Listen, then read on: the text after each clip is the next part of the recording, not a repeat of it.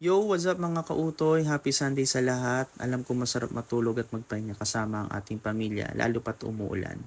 Habang ginagawa ninyo yon, magbigay na din ako sa inyo or share ko na din yung experience namin dito sa may Lemery, Batangas, sa may Shanti Wellness and Sanctuary. 12-year wedding anniversary namin ngayon ni Mrs. Kaya nag-book siya para i-treat yung aming mga sarili.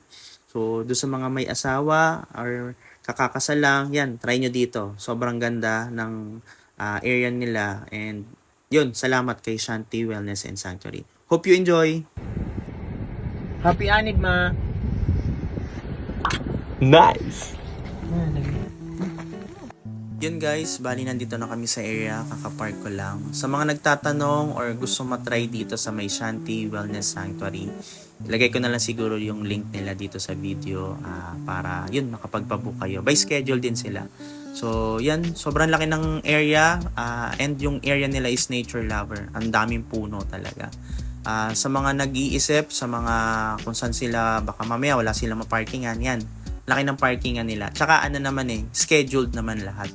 Kaya tingin ko hindi kayo magsisiksikan din yan kapag marami siguro nakabook. And then yan yung receiving nila kina ate. Sobrang babait ng mga staff nila dito. So yun, try nyo mag-book and try nyo experience din ito sa Shanti Wellness Sanctuary. May na-try pala ako dito. Ito yung kulintang. Nakaka-enjoy yan. Galing ah.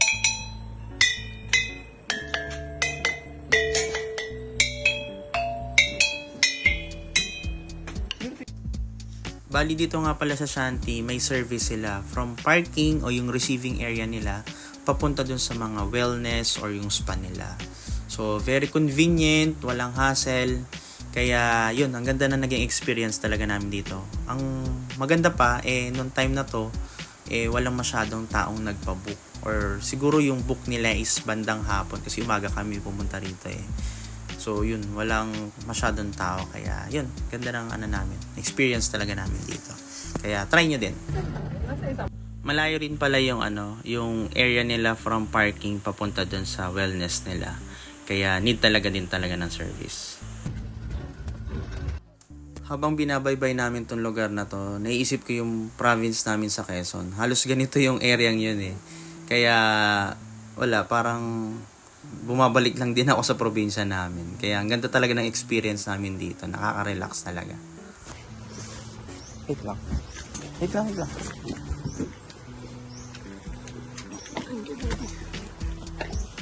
Ang ganda dito guys kasi ang daming mga puno. Talagang mafe-feel mo yung relax sa ganitong klase ng ambience. Kailangan ko lang. Ganda ng bundok to, Tenok. Ang ganda ng driver niya. Sanay na.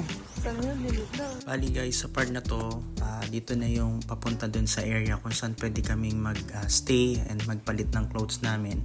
Papunta dun sa first session namin na Kawa Bating. Kung mapapansin nyo guys, yan ang lit ng kalsada. Halos kasya lang din talaga is yung service nila. So, ito na guys yung area or yung pwede naming pagstayan or yung receiving nila dito. So, yan, kung maririnig nyo yung sounds pa lang, mararamdaman nyo na yung relaxing sound niya. Okay, yun yung tunog niyan dyan. Halos sa buong area yun maririnig mo.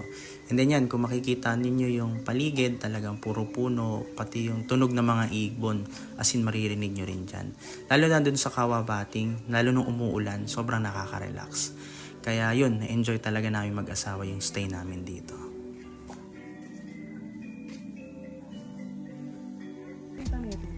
Oh.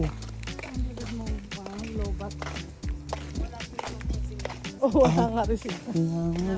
Photo sa lang gagawin ko. Bali dito sa part na to guys, papunta na kami dun sa first session namin na Kawa Bating. So pababa kasi siya, itong lugar nila. Sabi ni ate, yung staff nitong sanctuary, almost 3 hectares daw ang area na to, and then ang may-ari is a Filipina and a Bangladesh mag-asawa. So yung part na yun, yung sa left side na nakita nyo, yun yung kanilang parang meditation, yung parang makikita yung yin yang. So yun, meditation area daw nila yun. Itong left side na rin na yan, yung pababang yan, is yan yung kanilang sound bathing. Di ko lang alam kung paano nila ginagawa, pero yun ang tawag ni ate, sound bathing. So yan, pababa na kami doon sa may Kawa, yan, Kawa Bath. Nung nandito na kami sa Kawa Bath, explain din ni ate kung para saan yung Kawa Bathing. Pakinggan nyo. Morning po. Welcome po to your Kawa Bath. Kawa Bath po is help to remove body ache in our body po. And we also add some herbs po, which is the banana leaves and guava leaves. Guava leaves helps to remove the bacteria in our body po, and the banana leaves po helps to open our pores po. Enjoy po. So yun guys, yun ang mabe-benefit mo kapag nagkawa bathing ka. Kaya enjoy mo na namin. For soup po, no? Dito guys, kung maririnig nyo, umuulan na dyan. So, mas nakaka-relax yung ginawa naming session na to. Kasi nga, maligam-gam yung tubig ng Kawa Bath. Tapos, maririnig mo yung buhos ng ulan. Pati yung mga tunog ng mga ibon dyan. Kaya yun. Dito sa part na to guys, tumila na yung ulan. Kaya ini-enjoy na lang namin mag-asawa yung Kawa Bath namin.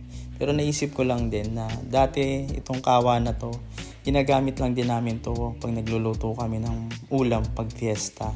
Tapos ngayon, nililiguan ko na. 'Di ba? Nakakatawang isipin lang. May naipon pala akong flowers habang nagkakawa bathing kami. Wala akong nabiling bouquet of flower kay Mrs. nung pumunta kami dyan. Kaya yan na lang ibibigay ko sa kanya. Be resourceful nga, di ba? Flowers. Bali, yun na nga mga kautoy. Tapos na kami dun sa kawa bathing namin. Sabi ni ate, ang next namin is yung petal bath naman. So, hindi ko lang din alam kung paano or kung ano makikita natin doon. Pero check na lang natin. So, yan, papunta na kami doon. So, yun. Ang session pala namin is isang kawa bath, isang petal bath, and then after na is yung full body massage na. So, tingnan na natin kung paano yung petal bath nila. Tulog pa nga. Nakugot ka na ba? Di pa. O, ito na yung massage Ganda. area. No. Oh. Ito na yung massage Ah, area. eh pala malapit lang. Ay, wait, saan pwede na kayo gamit? Doon na? Sige po. Ay, may ano lang po eh. Doon na, magkakadaan. Kuha lang po ako ng table niya. Bali, ito na nga pala mga kauto yung petal bath nila dito. Sabi ni ate, good for 2 to 4 person tong area na to. So, dito, amoy na amoy mo talaga yung petal niya. Sinambango talaga sa area. For 6 na to.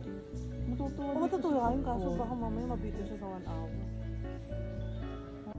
Bali mga kautoy, mali pala nasabi ko kanina, good for 6 persons pala tong area na to. Bali kanina kasi nag-uusap din kami ni Mrs. Sabi ko sa kanya, mag-e-enjoy dito yung mga anak ko, lalo yung bunso kong anak. Kasi mahilig din yun dito sa mga maliliit na pool. Lalo parang kiddie pool lang din kasi yung itsura niya eh. Tapos yung tubig, yung sakto talaga, maligamgam na, basta sakto lang yung temp niya, hindi siya malamig. And then yun, may kasamang wine yan, doon sa package namin. So, sparkling grape. Tapos, amoy na amoy talaga yung petal niya. As in, ang bango ng area.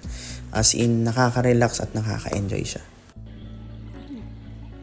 Bali dito mga kautoy, itatry na namin yung binigay sa amin na sparkling grape wine. Hindi talaga ako fan ng wine kasi yung last na nainom ko kasing wine, hindi ko talaga nagustuhan. Pero no choice na rin kasi ako gawa ng sayang naman yung binigay sa amin na wine. Tsaka to celebrate na rin yung 12-year anniversary na aming mag-asawa. Pero nagulat ako kasi nagustuhan ko siya. Masarap yung lasa ng wine na to. Ayoko na lang sabihin kung ano. Basta masarap siya. Tapos halos naka-5 baso ako dyan ng wine. And then, yung natira, inuwi ko sa bahay kasi gusto ko ipatry dun sa panganay kong anak. Baka kasi magustuhan niya rin. Yun, sobrang sarap niyan. And then, kasabay pa nung amoy ng mga petals sa paligid. Kaya yun.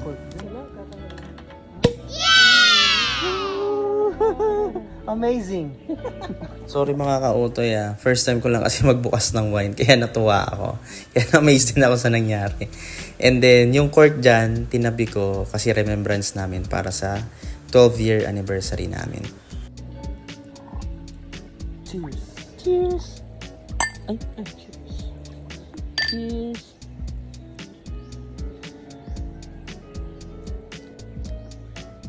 Sarap. Lasang ano? Lasang Sparkling grape lang naman kasi. Lasang soft drink. Yung Nice! soft drinks. Sarap pala yan. Maubos ko yan. Wala pala naman yung sarap. Sabi sa inyo guys masarap talaga yung wine na yan Talagang kaya ko siyang ubusin Kaso hindi pa rin talaga ako nakakakain. Pero after ng massage namin, umorder na lang din kami dyan ng lunch. Kasi nga medyo late na rin. Tsaka tingin ko matraffic kasi Sunday Kaya mahirap nang maipit din sa traffic. Kaya dyan na lang din kami nag-lunch after. Sa mga kautoy ko dyan na nagse-celebrate din ng kanilang anniversary, mansary, or kung ano mang sari meron kayo, i-enjoy nyo lang and i-celebrate ninyo. Mapasimple man yan or kung ano man yung makayanan ninyo. Ang mahalaga ay magkasama lang kayo. Katulad namin dalawa, for almost 12 years na kami magkasama at kasal, sinicelebrate at ine-enjoy lang namin kung ano yung kaya namin gawin para sa sarili namin at para sa amin dalawa. So, ang pinakang baseline lang talaga namin sa relationship namin is syempre pagmamahalan, mga anak, at number one is syempre kumapit ka sa Diyos. Kasi siya lang din yung tutulong sa inyong dalawa at siya yung magpapatatag ng relationship ninyong dalawa kasama yung mga anak ninyo. So, yun. Enjoy nyo lang at sobrang love na love ko yan, yung misis kong yan. Kung ano man yung mga downside ko, talagang sinusupport niya ako at tinutulungan niya ako. Ganun din naman sa kanya. Kasi yun nga, yung communication, yun yung pinakang isa sa mga ng relationship namin. Kasi ayoko nang magkakaroon ng problema or mostly kasi sa relationship, sa communication nagkakaroon ng problema Kaya gusto ko okay kami lagi. Kung ano man yung nagiging problema namin, pinag-uusapan namin dalawa. Kaya sana ganun din kayo sa lahat ng mga may karelasyon or may asawa. Huwag kayong panghinaan ng loob. Tsaka maging sentro ninyo is si Lord. Tsaka yung mga anak ninyo. Kasi syempre, family comes first. Sabi nga nila, di ba? Sabi ni Adam Sandler yun sa movie niya na family comes first. Kaya yun, pagtuunan natin lagi is yung pamilya natin. Bali yun mga kautoy, tapos na kami mag-petal bath. So after no, nagbihis muna kami kasi nga basa kami. Dalawa ba naman yung dinaanan naming ligo, isang kawa bath and then yung petal bath. And then ito yung last session namin which is yung massage na. So ito yung pinakang favorite part ko din dito massage. Kasi gusto ko lagi talaga nagpapamasahe. So yun, isa sa pinakang favorite ko to. Bali dito mga kautoy, nagpe-prepare na kami para dun sa massage namin. Ito yung pinaka-paborito kong part ng pinunta namin dito kasi paborito ko talaga magpamassage So dyan nagpe-prepare na kami. Bali yung petal bathing at itong massage area nila halos magkatabi lang din talaga. Kaya madali siyang puntahan. After namin maligo, dito na kami nagpunta. So yun, and then yung video na kasi na to halos dito lang kasi syempre bawal i-video yung buong session kasi nga yung nagpalit kami ng damit diyan and syempre pag nagpapamassage ka naman is either naka-underwear lang yung nagpapamasahe. So diyan nagpe-prepare na kami and then after nyan hanggang dyan na lang yung video. Pamassage na kami guys. Siyempre, after magpamassage, ano bang masarap gawin? Siyempre, kumain. So, yan, dumating na rin yung food na in-order ni Mrs. Kasi bago ko kami nagpamassage, umorder na rin siya para at least naka-prepare na. Let's eat po. So, ayun, yung last ng aming session, yung food, siyempre. Pinakamasarap gawin din yun ang kumain. So, ayan, pauwi na kami niyan. Hinahatid na kami ng service papunta doon sa parking area. So, yun. Bali, hanggang dito na lang din. Although, bitin yung aming session, still, ang mahalaga, magkasama kaming ginawa yung gusto namin gawin mag-asawa. At saka, ginawa namin na magkasama. Kaya, yun. So, lahat ng mga gustong pumunta or magkaroon din ng treats para sa kanilang relationship or sa kanilang mag-asawa or kahit sa mga magtotropa. Ayan, try nyo dito sa Shanti's Wellness Sanctuary. So, ayan. Okay? Peace guys. Salamat nga pala sa panonood ng video.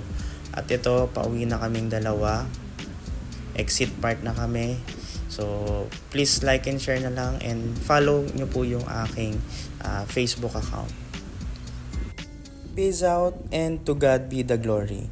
Enjoy the weekend mga kautoy. Salamat po sa panonood. Da. Thank you, Ma. Happy anniversary, Ma. Love you. Love you.